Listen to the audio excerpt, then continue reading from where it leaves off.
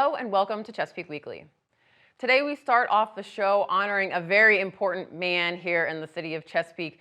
Chief Ed Elliott has led the fire department and emergency management for many, many years through hurricanes and tornadoes and yes, even a pandemic. He has led us through all of these disasters, and now he's being honored for all of this great work. So Chief Ed Elliott is the fire chief and the emergency management coordinator. He started his Chesapeake fire career in 1974 and worked his way up through the ranks, literally to the top, both locally and now throughout the state. Chesapeake Fire Chief Ed Elliott is the 2020 Governor's Virginia Fire Chief of the Year. Well, I was surprised last week and got notified that the governor had recognized me as the Fire Chief of the Year 2020 for the Commonwealth of Virginia. That was a total shock to me, and I think it has special meaning because in 2020 it really represents what all the fire chiefs, all the first responders did last year.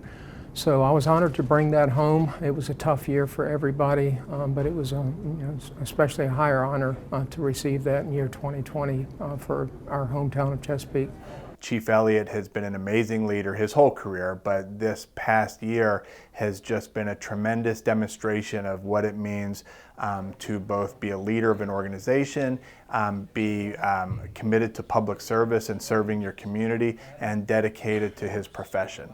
The pandemic year, 2020 was like no other, so to win this award in a pandemic year is amazing, and Chief Elliott wore a variety of hats during that year. He's obviously fire chief, he is our emergency management coordinator, so that's significantly elevated during the course of 2020, and he went on acting assignment as interim superintendent of the Chesapeake Juvenile Services. So amazing leadership, amazing commitment to the community, dedicated public service professional, and I can't think of anybody that's more deserving than Chief Elliott to be recognized as Fire Chief of the Year.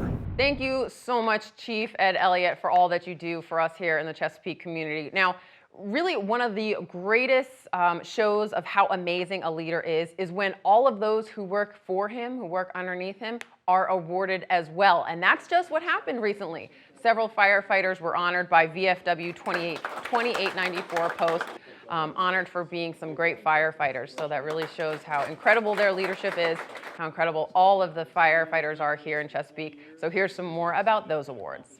VFW is one of our close partners, and for quite a few years they've been recognizing a lot of the police officers, state troopers, teachers of the year, and firefighters and paramedics of the year. And so this year with COVID and some of the restrictions, they actually came to us. Some of our people could not make it to the ceremony, and so they came to us today.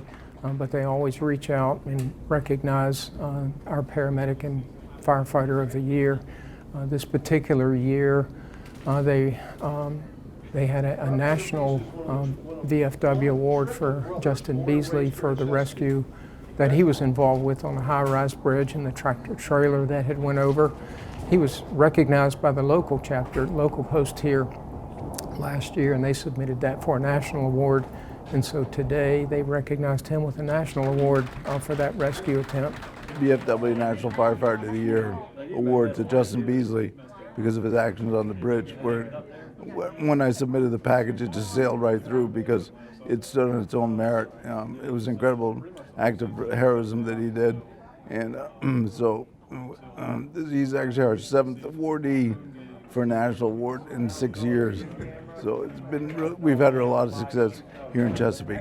All right, so we've all heard the jokes, firefighters versus police officers, but none of that is here in Chesapeake. All right, they get along very, very well, and now they have a brand new building to share. So we just recently cut the ribbon on a new Fire Station 7 and a brand new Police Precinct 6. So there was never before a Police Precinct 6. Now there is. It's a very collaborative building. There's also an element of our libraries. It's located in southern Chesapeake, and we cut the ribbon on it just last week. Joint public safety facility, better service down south here in St. Bride's and in Hickory. This is a big day for us. It's gorgeous, it's beautiful, we love it, we love the partnerships, we love the ability to deploy from this point of the city. We're excited about it.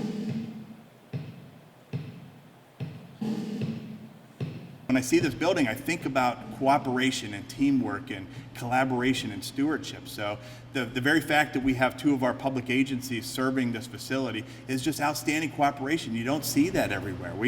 Our city leadership thought it wise to co-locate this fire police station that it might serve the needs of a growing, vibrant community. The co-location or close location of public safety facilities is not a new concept in Chesapeake. Given the geographic challenges we have, coupled with the mission and the manner in which we deliver critical public safety services, the concept of deploying directly in the community works extraordinarily well for us. When I came down Battlefield Boulevard and I saw this facility, I was astonished. I mean, they have done a great job capturing the whole feel for southern Chesapeake. And I have to say, I have never worked with such an open, collaborative team as the chiefs here. Reached out immediately and said, we're building this brand new amazing station. It's going to have both the police and the fire, and we would love for the library to be a part of that. And it was a perfect fit. It was a perfect fit for our community to have this beautiful facility and to be able to access library services. So this kiosk that you see will be established in just a couple of weeks' time, and you'll be able to place holds. So if you know what book that you want, you can go on the library's website and you can place it and say, I want to pick it up at Station 7. And if you don't know what you want, that's okay too. We will have what we call a red box for books. So you'll be able to peruse that while you're here enjoying one of those community meetings or just checking out this phenomenal, incredible facility. You can peruse the books and check out what you want, and you can return it here. This is a brand new precinct for us, and for us it has to do with the actual geographic layout of the city. This is the southern part of the city, and to have the ability to deploy from here shortens our response times. We designed this building with a country flair. The country flair comes with country porch. No country porch is complete without country rocking chairs. So it's all part of the aesthetics of it. Now, whenever a major emergency happens where you are, it's very important that first responders can get in touch with you. Now, that's just what WIA alerts do. WIA alerts are those really loud, kind of frightening noises that randomly come out of your cell phone. And it's either first responders calling you to take action. Perhaps a hurricane is coming, a tornado is coming, requiring you to take action, make yourself safe. That's a way to help them out. Or there's a missing person and they need eyes and ears in the community to look out for them. So we wanted to learn a little bit more about what these WIA alerts are all about. We went to Emergency Management's Robb Braidwood. WIA is the wireless emergency alert system. It was developed with FEMA and the telecommunications companies a couple years ago, probably about 10 years ago now. And it is a system where during very specific conditions, the federal government can send, and local governments and state governments can send messages to citizens on their cell phones, alerting them of a critical crisis that's going to happen right now. So you can use it for things like Amber Alerts. I think that's probably the most common one people see. Their phone goes off, it makes that crazy sound. And you can also use it for hurricane warnings, storm surge warnings, tornadoes. So it's an imminent threat. It's something that needs to be addressed immediately. It's often used for just something that needs to be done right away. It'll have instructions for what you need to do. Your phone will make that alerting sound, and then it'll tell you what to do. And a lot of people get concerned that, you know, the government's going to be sending these messages constantly, and it's really not like that. It is very restrictive on when and what you can send and when you can use that WIA alert system. It is very important to keep those emergency alerts turned on your phone. We use this old analogy that if you turn off those alerts, that's like somebody that takes a battery out of a smoke detector. And look, as much as we love our first responders and we'd love to have them over our house for a barbecue, I mean, I know I would, open invitation, we don't want to invite them over through 911 because we've lit something on fire. And look, it is grilling season right now. And if you're not grilling safely, that could happen. So our fire department has a lot of great tips on how to grill safely without causing harm to you, your home, or your grill. All right, good morning. We're over here at Chesapeake Fire Station number 5 in Great Bridge, and we're talking grill safety this morning. So we've got a setup here of a few different kinds of grills. We've got one that uses your standard propane bottle. This model right here has an actual natural gas connection that connects right to a natural gas outlet on the house. and then your standard charcoal grill over here on this side. And what we want to talk with grill safety is almost a before, during, and an after type thing. So before we grill, we want to make sure that our grills are clean.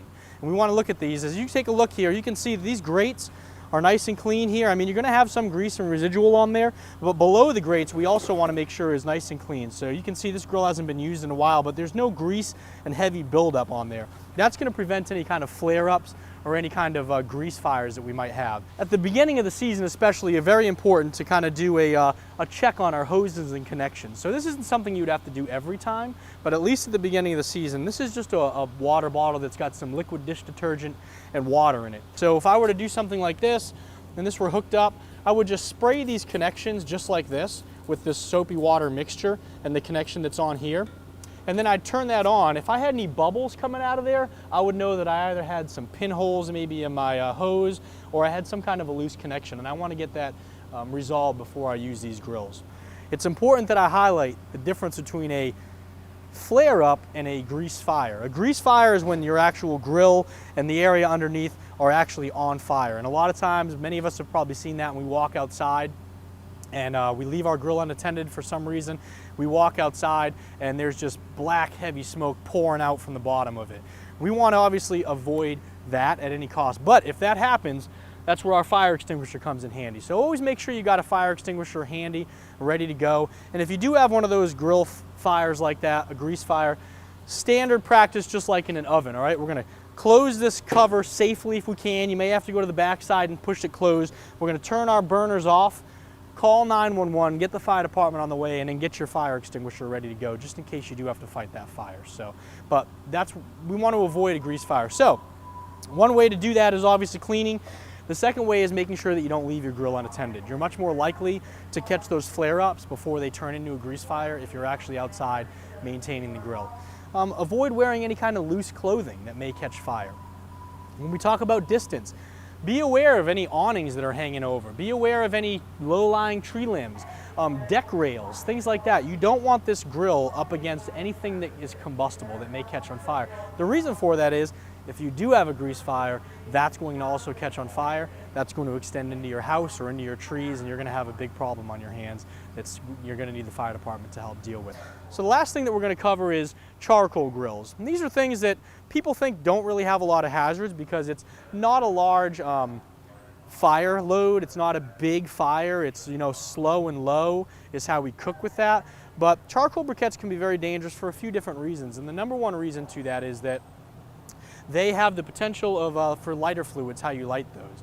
So once it's lit with that lighter fluid, you never add more lighter fluid to an existing fire. You're going to get a flare up, you're going to get that fire going. So avoid doing that at all costs. Follow the manufacturer's instructions, put the appropriate amount on there, light it, and leave it alone. The next thing we want to make sure is when we dispose of those charcoal briquettes, and you can see I've got a metal ash can here. And the sole purpose of this is simply to put the charcoal briquettes, when they've reached a good temperature, into there and let them sit, all right? So let your charcoal briquettes cool down, put them into this ash can. That'll allow you to safely add water to it, and then you can dispose of them appropriately. And that kind of covers our grill safety that for the month of May as we kind of start getting back into grilling season. And if you have any questions about any of these things, you can certainly call your fire prevention office. And the last thing that's worth mentioning is, as a general rule, there is prohibited cooking under tents or canopies or on exterior balconies. There are some exceptions to that. You'll need to contact your local fire marshal's office to find out what those restrictions are and what those exceptions are. Speaking for the Chesapeake Fire Department on grill safety, I'm Lieutenant Anthony Barakat, Assistant Fire Marshal with the Fire Prevention Office. Well, while you're out there grilling, you might be surrounded by a few buzzing visitors, bees, of course, but please leave them be. See what I did there? We learned all about bees recently from one of our very own local Chesapeake beekeepers. So here's some more information on these very important insects. Honeybees are not out to sting anybody. They are there to do their own thing. They're pollinators, which is very important for all of our gardens, all of our trees, to cross-pollinate, to get them to grow. Colony collapse is a real thing. We're losing bees every year. We don't know where they're going. We don't know what's happening to them. You'll come out and there'll be no bodies or anything at all left. It's not like they're dying. If they were dying, we could attribute that to why they died. But what's happening is they're just disappearing. It's like they leave and they don't leave a trace. Without bees, we have no pollination of fruits and vegetables. So without bees, that really equals no fruits and vegetables in your stores to buy or in your gardens at home. The reason the app has you taking a picture of them while they're on the flower is because while they're collecting pollen, they're not aggressive at all. They're just going to collect their pollen and be on their way back to the hive. The best time to get out and take pictures of bees is during the day when it's nice out, above 40 degrees, and the sun is out and shining. Bees do not fly during the rain, so if you want to use the app, go out when it's hot, sunny, and a beautiful day. There's plenty of information online how to keep bees, and there's clubs in the area that are wonderful. I've gone to a couple of the meetings. They're welcoming you. They will teach you everything they need to know. Beekeepers are like family. They will teach you, they'll bring you in, and they'll help you with anything you want to learn. So if you find a bee swarm in your yard, please don't hurt it. Don't spray it with pesticides. There are so many local groups who will come safely take care of that bee swarm for you. You can contact the Beekeepers Guild of Southeast Virginia or the Tidewaters Beekeepers Association for help. We've got all of those links and resources available on the city's website, cityofchesapeake.net. Just put bees into the search bar. That's all we've got for this week. Thank you so much for watching. Everyone stay healthy, and we'll see you right back here again next week.